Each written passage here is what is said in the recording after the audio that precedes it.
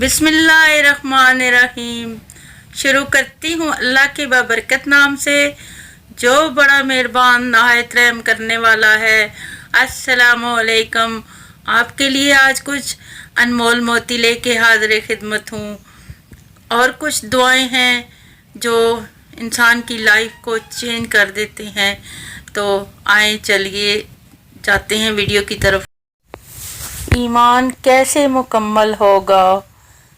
रसूलुल्लाह सल्लल्लाहु अलैहि वसल्लम ने फरमाया, जिसने अल्लाह की रज़ा के लिए मोहब्बत की, अल्लाह ही की रज़ा के लिए दुश्मनी की, अल्लाह की रज़ा के लिए दिया और अल्लाह ही की रज़ा के लिए मना कर दिया, तो उसने अपना ईमान मुकम्मल कर लिया। कभी कभार हक पर होने के बावजूद खामोश रहना पड़ता है, इसलिए नहीं कि हम डरते हैं, बल्कि इसलिए कि हमें रिश्ते बहस से ज़्यादा प्यारे होते हैं।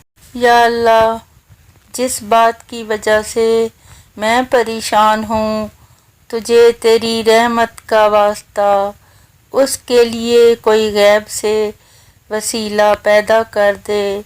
आमीन। नबी करीम सल्लल्लाहु अलैहि वसल्लम ने इरशाद फरमाया, नरमी जिस चीज़ में भी होगी उसे जीनत बख्शेगी और जिस चीज़ से भी हटा ली जाएगी उसमें ऐब पैदा कर देगी।